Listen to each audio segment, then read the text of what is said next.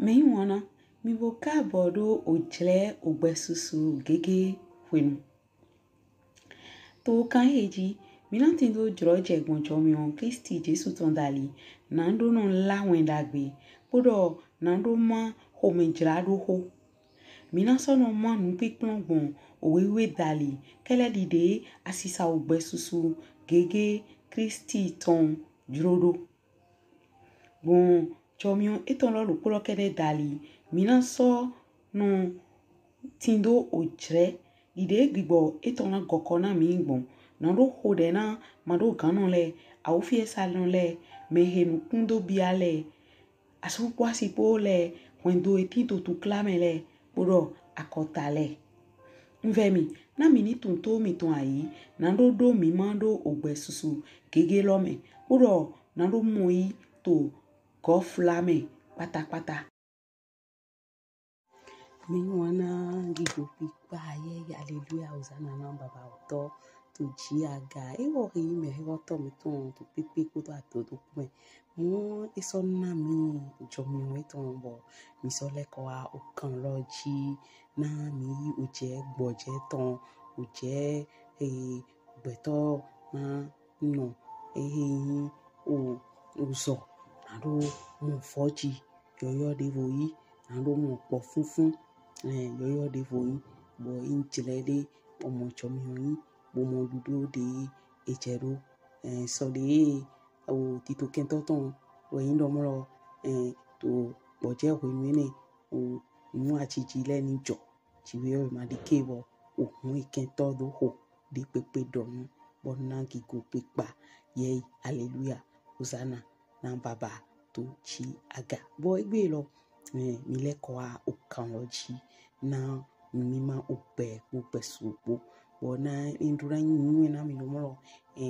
o se me awi we mi na no yi o hona melo mandute e ma so yin di de mi no ba edi o se po me dai me de na do ite otu asonche jidogo bo ngadu an tenpon bo na mo bibasi na lo ni basi to pipe me to ali odeji to ali odefo de uchi bo egbe lo mi ma bi o we ta le me dide mi no ba ido bo na ya we ta po o ni na wa yin o kogona chiwe we tonji dugbo hota le dali bo hota eji mi na yin mado toto egbe bo mini so nkun gbigbo chikwe ye weton nkun somo hun doje gbigbo chiwe ye weton nkun somo hun doje gbigbo chiwe ye weton bo ete kadodo gbigbo chiwe ye weton fi we ye dote to bura tintan to wewe me gbogbo gbigbo chiwe ye weton dali ete otu ye kadodo pon gbigbo lo dali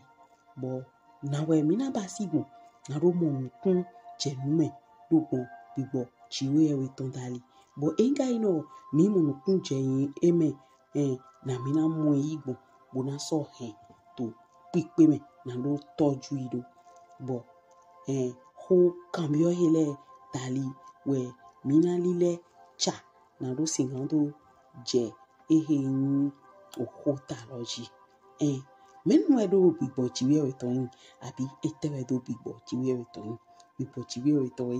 chiwe weton me tato sin gbigbo me na mi opo funfun peton nítorí tito eton pipe me o gina iro gbigbo eton lo gbigbo ene lo gbigbo nyewe bo ni mi owewe hiato mi na mo lo fidelity ni ro hodo na Mose abi papa Abraham eno lo nyewe yo fogbe yo je suis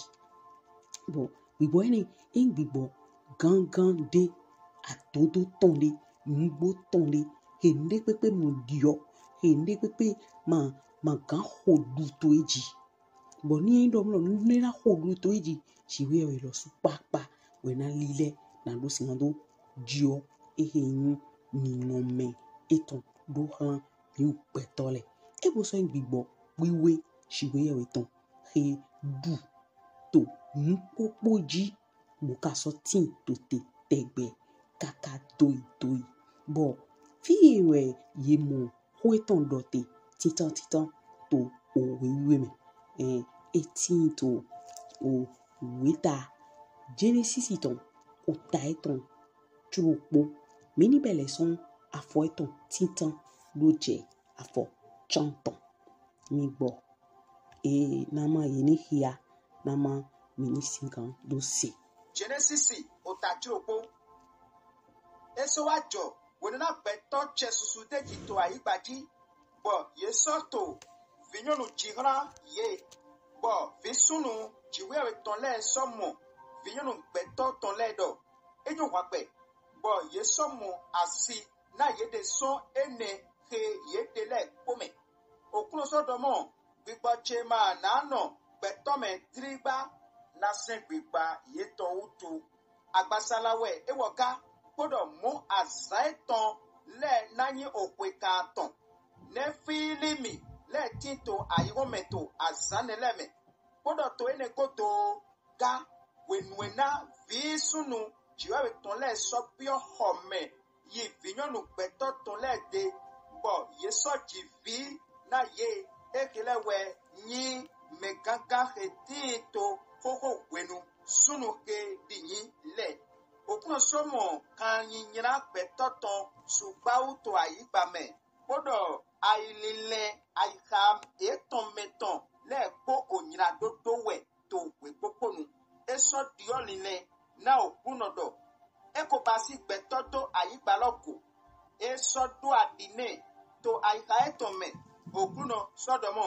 nyena gbede betohe nyekoda so ayigbaji betopo wekalikpo po onuhe to lili le popo ohehe to aga le pona edioni lenami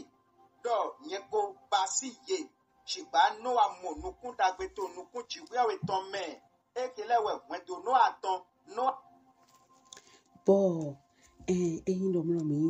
to di do kanji mi na modo bo afo atonto mewe jiwe do indi do te do bibo emiton manano o peto me kaka doi nítorí peto yin o sen emiton pato kaka bo ero okwe na no gbe na wen kwe kanton bo inomro mi leko yi okoto na do ipon o Genesis lo dupolo gere o taiton atonto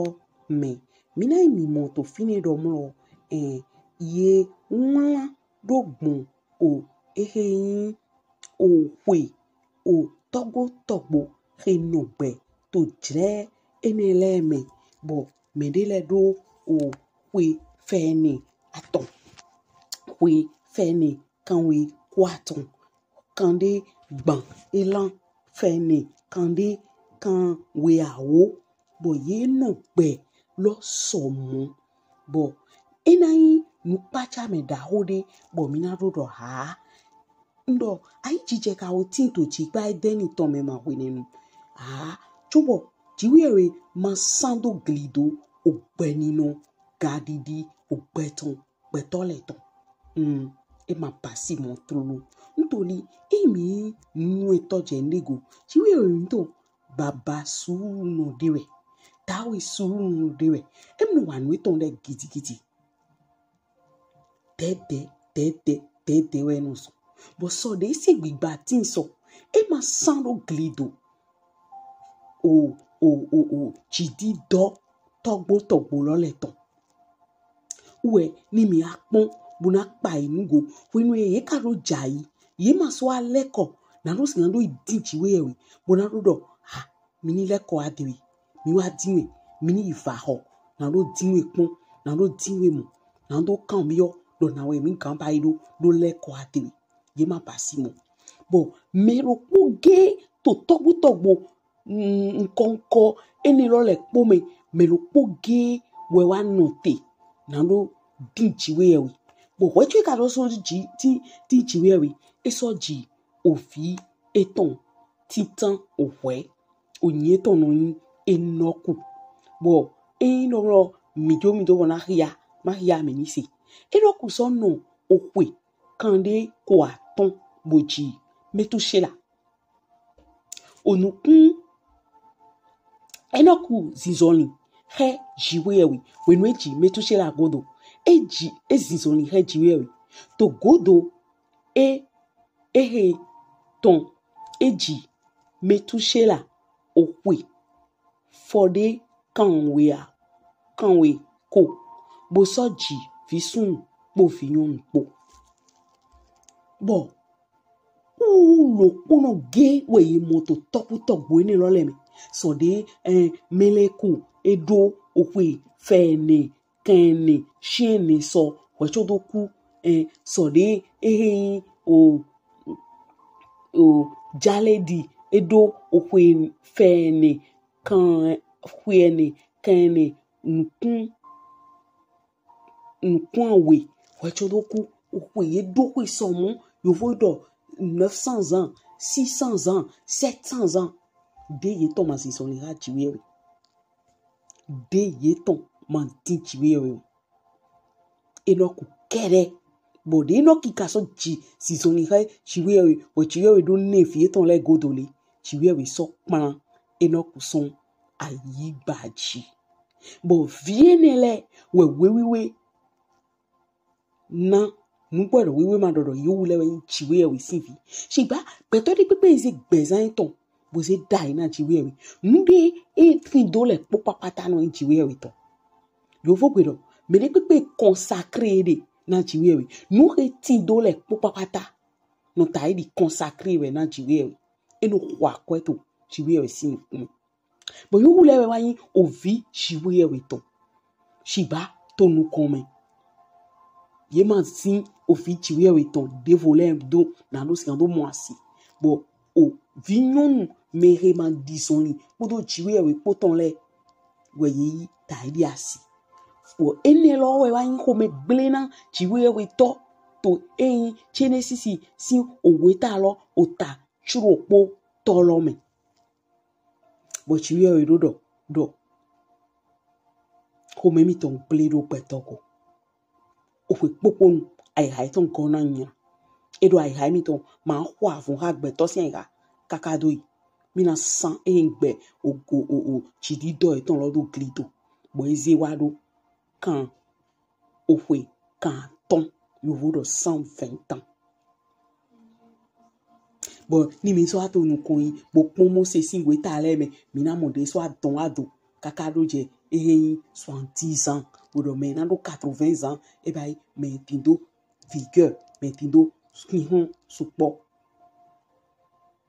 bo ene godo nu hezombo mi do na digbo ene mu edo indo ni eto nu kun yi bo wa Isaiah sin we ta le me mi kun Isaiah ta eton wuropo mi na mo do dai dogbon le gan to dali kido ina tindo bigbo chi weye weton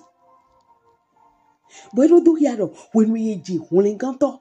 wo hulenganto do yin mere wa to bigbo chi weye ton do to yoyo me mi o abi mede pepe he mo hulenganto yi bo mo hulengan yi menele ko tindo yin bigbo chi weye weton bo mede na do ko edo atelo yi mi amondo ho cambio de bon kan cambio ho cambio lo we indo ete ne gbon do indo wenu gbon hulengan to wa bo mi mo gbe to supo le ye mo hulengan yi de ye to ma no gbe kakado yi okwe kan ton lo ni bonado jo ho lo do ma mo cambio e ati ma tinto na do mo kunje me ntoli nuni na jiwewe ton ebe bo ni mi ka so kun mehe wa rin gbigbo jiwewe ton wa na mi to yoyo mi pon okwede do kwechodoku mi na mo do e ma te do kwe kandi we ni awra kun enoku losu enoku okwede do e ma hun gan 365 ans 365 ans. Jaman le kosoyi, weta l'homme. Nando singando, jurodo kumbeme. 365 ans. Bukpon wedo, boroku. Bo, to jlek pede, he, enoku, ati wenganto krisi Jesu mo. Na, ehenyi, jokwipo jiwe ton. Mimodo, so de, no, obeloma digana yeso. Yimo droje. Mo disoni, modo chiwe yo ekpo. Bo, boya, awa doto, dewe pon. Boto dido, medele, yemo chomyo yi hun kamibe. Jomyo de ele mo yi mamomo ko yi ni. Ete edodo iwa. We, igbo kuno tondo ko kambio yesu do. Pe vide de amo yi lo. Ete lo mo yelo mo do iwa. Boya jomyo we amamo yi. Bo mamo asome yi. Kabi, bo matindo akwe supo. Shiba pe vi kenke un lo de asiwe. Ete ado basi. Doni mi pon enoku si o eheyin akpajile enoku o kwede do woroku eweyin kene kanwe konukun awe 365 ans. 365 ans. Shiba to kwe pevi to line pon tobo le pome wo yin mede do kwe kleun lo to me pome e mo George bo teach we o kaka bo jison ipo bo chiwe plan so igbaji e ma yan oku mo krisi wo so mo George bo wa kwe pevi de do lo e so aku na no na mi gbe polenkan bo to pele pome lo be mi ka te o mo pe gbo chiwe o ton lo yi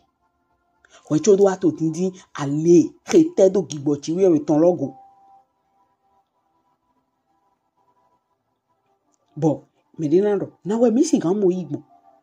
Mi mo ilo ma do bune. Eko tinto mime to hiwla me. Ntoli we domlo. Na chiwe we nyi wana yi kon somo. Bo sef to ankan chuchu. Krisi Jesu do. Na mede pepe yise. Nisi gan no mo kolenkan. Ma fo. Bi ayise. Di ayise we ma.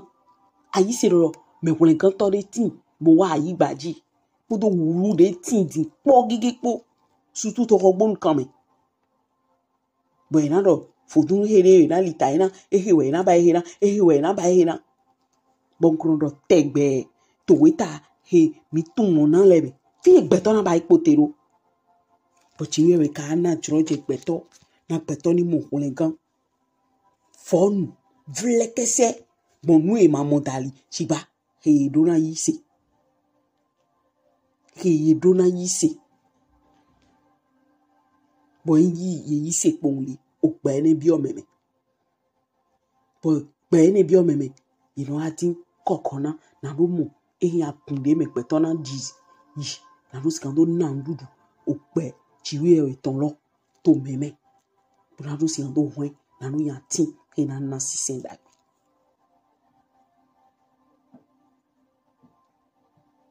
bo boya to peche sedi